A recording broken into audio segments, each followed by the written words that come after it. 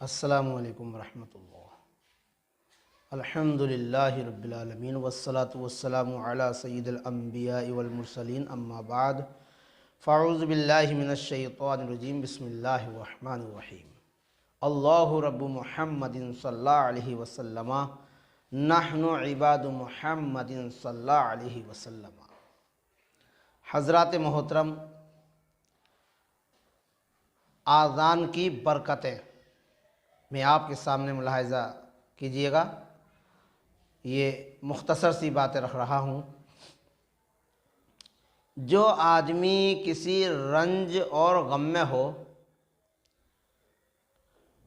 उसके कान में आज़ान पढ़ दी जाए तो उसका गम दूर हो जाएगा। हज़रत अली शेर खुदा फरमाते हैं कि एक दिन अल्लाह के प्यारे रसूल सल्लल्लाहु ताला अलैहि वसल्लम ने मुझे उदास देखा तो पूछा, अली क्या तुम उदास हो? मैंने अर्ज़ किया, या रसूल अल्लाह सल्लल्लाहु ताला अलैहि वसल्लम, मैं गमगीन हूँ। अल्लाह के प्यारे नबी सल्लल्लाहु ताला अलैहि वसल्लम ने फरमाया, तुम अपने घर वालों में से किसी से कह दो कि वे तुम्हारे कान में आज़ान पढ़ दें, क्योंकि गम दूर करने का यही इलाज है। हज़रत मोहतरम हज़रत अली रज़ियल्लाहु ताला अन्हु फरमाते हैं, जब मैंने ऐसा किया तो मेरा गम दूर हो गया। सुबहान अल्लाह, सुबहान अल्लाह।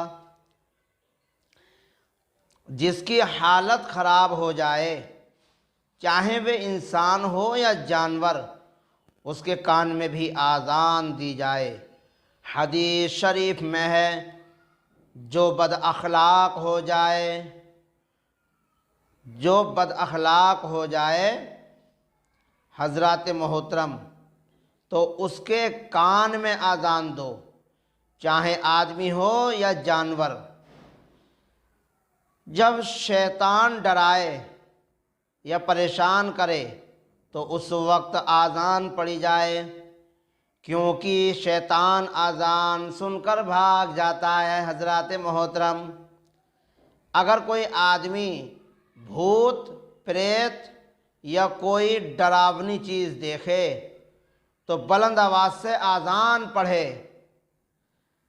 इसके अलावा आग लगने पर, जंग के दौरान, गुस्से के वक्त, रास्ता भूल जाने पर, मिर्गी का दौड़ा पड़ने पर भी आज़ान पढ़ने की इजाज़त है और हुक्म है। इसके अलावा फ़र्ज़ नमाज़ों के लिए पैदा होने वाले बच्चे के कान में आज़ान देना सुन्नत है।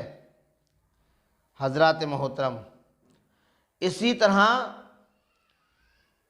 तलक़ीन की नियत से दफन के बाद कब्र पर आज़ान पढ़ना भी मुस्तहब है।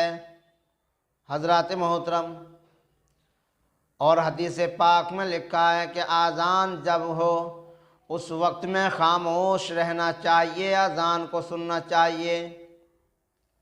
लेकिन हज़रत मोहतरम, बाज़ तो ऐसे हैं कि आज़ान होती है, अगर डेग चालू है, गाना चालू है, मोबाइल चालू है तो बंद करने का नाम ही नहीं ले रहे।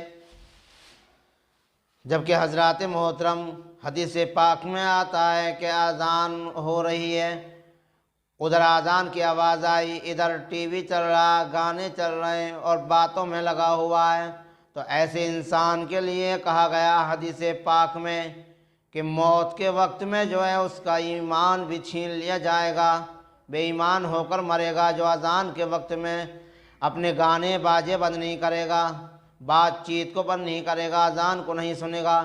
बल्कि लिखा है कि आज़ान जब होती हो तो उसका जवाब दो अज़ान का, अल्लाहु अकबर, अल्लाहु अकबर। जब अज़ान कही मुअज्जिन ने शुरू, तुम भी ऐसे ही कहो, अल्लाहु अकबर, अल्लाहु अकबर। ऐसे ही जवाब देते चले जाओ अज़ान का। जो अज़ान के अल्फाजों को दोहराता है, उसका जवाब देता है अज़ान का, तो हज़रत मोहतरम लिखा है कि उसको हर हर लफ्ज़ पर, हर अल्फाज पर आज़ान के अल्फाज को दोहराने पर, उसका जवाब देने पर आज़ान के लिखा है कि उसको 2-2 लाख नेकियां मिलती चली जाती हैं। सुबहान अल्लाह, सुबहान अल्लाह। हज़रात मोहतरम, तो आज़ान की बड़ी फ़जीलत हैं मेरे प्यारे इस्लामी भाइयों। अल्लाह के प्यारे नबी हुजूर ताज़दार मदीना सल्लल्लाहु ताला अलैहि वसल्लम मेरे आका फरमाते हैं कि आज़ान पढ़ने का सवाब अगर लोगों में आम हो जाता, अगर लोगों को मालूम पड़ जाता तो आपस में तलवारें चला करती कि आज़ान में पढ़ूँगा, आज़ान में पढ़ूँगा। हज़रात मोहतरम, तो मेरे प्यारे इस्लामी भाइयों, आज़ान का पढ़ना इतना आला सवाब, इतना आला सवाब कि अगर मालूम पड़ जाता सवाब का तो तलवारें आपस में चलती, तलवारें निकल आती। तो इससे पता चला कि आज़ान का सवाब जो है छुपा हुआ है, क्योंकि बहुत ज़्यादा सवाब है आज़ान पढ़ना, बहुत ज़्यादा सवाब है।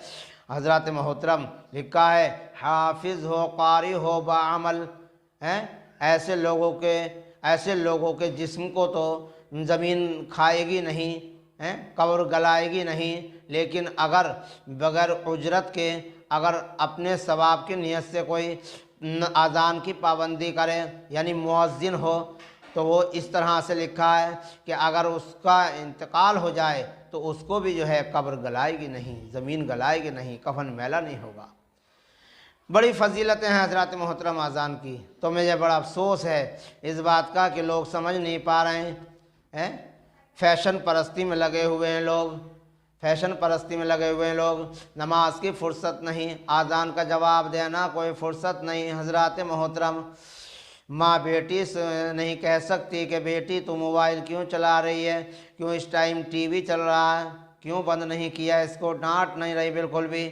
हज़रात मोहतरम, उधर वो बेटा है, बाप डांट नहीं रहा, माँ डांट नहीं रही, तरह तरह के फ़ैशन कर रहा है। नमाज की फ़ुर्सत नहीं। अगर फ़ुर्सत है तो फ़ैशन करने की है।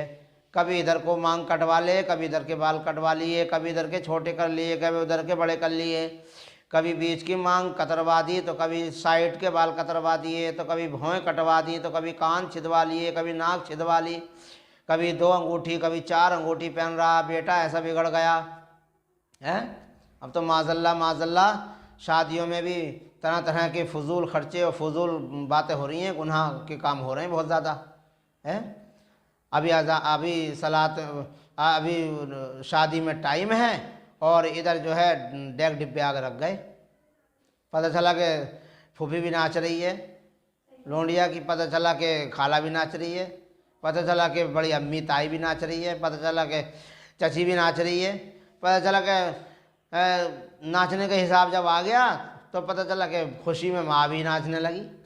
अब कोई नाच तो ली हैं, 8-8 दिन पहले, 4-4 दिन पहले डिब्बे आ गए और नाच रहे हैं, पूरा घर नाच रहा गाने बजा के। अब पहले तो ये नाच लिए हज़रात मोहतरम, लेकिन जब शादी हो गई और जब वो आई पराए घर की, इस घर में आ गई, निकाह हो गया, अब ये नचा रही है। नचाए क्यों ना, पहले तो तुम खुद नाचे, अब तो वो नचा रही है। जब वो नचा रही है तो अब हाथ जोड़े जोड़े फिर रहे हैं, ऐ मौलाना, ए हज़रत, ज़रा देखियो फाल खोल के क्या बात है इसे। हमारी बहू कहना ना मानती बिल्कुल भी, हमारे लौंडे का कहना ना मानती बिल्कुल भी, उसकी तो कोई इज्जत ही ना करती, उसे समझती ही ना, मैं के कोई ज़्यादा मरे, मैं के कोई ज़्यादा मरे। तो पहले जब तुमने ऐसे काम कर लिए, तुमने दावत नेक आदमियों को कोई दी थी दावत, तुमने तो दावत शैतान को दी, शैतान के चेलों को दी दावत कि आ जाओ, हैं, नाच गाना करा तुमने, तो शैतान को दावत दी, उसके चेलों को दावत दी। नेक आदमी कहाँ है इसमें?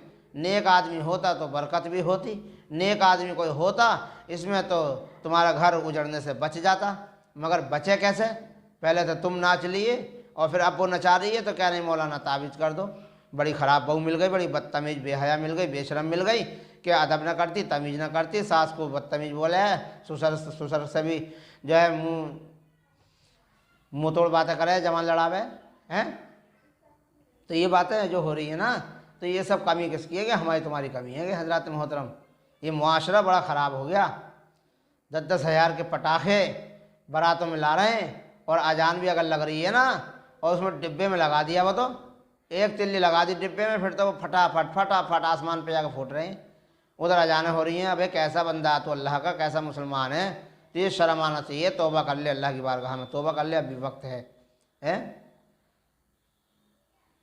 हजरत मोहतरम, तौबा का मकाम है, तौबा करना चाहिए। कर ले तौबा उसकी रहमत है बड़ी, कर ले तौबा उसकी रहमत है बड़ी, वरना तुझको कब्र में सजा होगी कड़ी। तौबा करना चाहिए, ये सोचना चाहिए कि दिन हमें मरना भी है, दुनिया भी छोड़कर जाना है हमें। हजरत मोहतरम, तो मेरे प्यारे इस्लामी भाइयों, हमें जो है इन बातों से बचना चाहिए, और जो शरीयत हमें इजाज़त देता है उसी के लिहाज से काम करना चाहिए। होना तो ये चाहिए था कि घर में शादी है, अल्लाह के प्यारे नबी सल्लल्लाहु ताला अलैहि वसल्लम की सुन्नत घर में अदा होगी इंशाअल्लाह। तो हज़रात मोहतरम, घर में जो है कुरान की बच्चियाँ तिलावत करती, कलमा शरीफ पढ़ती, माँ भी कलमा शरीफ पढ़ती, और खैर ख्वाही की रब की बारगाह में हाथों को दराज करके फैला के दुआएँ मांगती, या अल्लाह सही सलामत जो है इस शादी को जो है अंजाम तक पहुँचा दे मेरे मौला रब्बे करीम। अब जब तुमने दावत दी भैया ऐसे लोगों को, शैतान लाइन को, उसके चेलों को, तो फिर बरकत कहाँ से हो जा, बरकत तो ख़त्म है। तो जब बरकत ख़त्म है, दावत दी तुमने शैतान को, चेले चालों को, तो इसलिए पहले तुम नाचे, और जब वो आ गई घरवाली, वो लड़की शादी होकर तुम्हारे घर में आ गई, अगर कुछ 19-20 कर रही है या कुछ तुम्हें दिक्कत करने लगी, तो क्या मौलाना तावीज़ कर दो, क्या बड़ी दिक्कत कर रही है, कि तो नचा रही है हमें सबको। तो पहले तो तुम खुद ही नाचे, ये तो अब बाद में नचा रही है। तो ज़रा शर्म करना चाहिए। वो चची, वो फूफी, वो खाला हैं, वो माँ बेहया बेशरम के नाच रही हैं, ठुमके लगा रही हैं, ये बातें अच्छी कोई हैं। शरीयत का मजाक उड़ा रही हैं, शरीयत की धज्जियाँ उड़ा रही हैं ऐसी औरतें हैं, ब्याह शादियों में बाल खोले फिर रही हैं, तरह तरह के फैशन करती फिर रही हैं। अबे बुरखा होना चाहिए था, पहली बात तो बुरखा नहीं है तो कम से कम दुपट्टा ही रख लो सर पे, अल्लाह की बंदी हो। अब वो दुपट्टा जो है गले में आ गया, और गले में आने के बाद में अब तो साइड से आ गया, बिल्कुल साइड से दुपट्टा बिल्कुल यहाँ को आ गया। कह दिया उससे, खबरदार तो सिर से यहाँ आ गया हमारे गले में, अब यहाँ आ जा साइड में, खबरदार अगर सिर पर आ गया तो। ना बदतमीज बेहया बाप डांट रहा, ना भैया डांट रहा, बिल्कुल भी कोई कह ही नहीं रहा कुछ भी, ना शौहर कुछ कहता। वो तो ऐसा हो गया मजनू, बिल्कुल घोल के पिला दिया उसे तो कुछ। हाँ, कुछ माँ बाप कुछ कह में डांटें, क्या ऐसे गलतियाँ कर, ऐसे डांटे कर, तुम तो ऐसी करती रहो। हाँ, तुम तो इसके पीछे ही पड़ा हुई हो जिस दिन से क्या आई है, अम्मी तुम तो ऐसी करती रहो। तो बताइए तो कैसे घर चलेगा, हैं? इसे डांटना चाहिए, समझाना चाहिए। तो ये इस तरह से, और माँ को उल्टा बुरा कह रहा।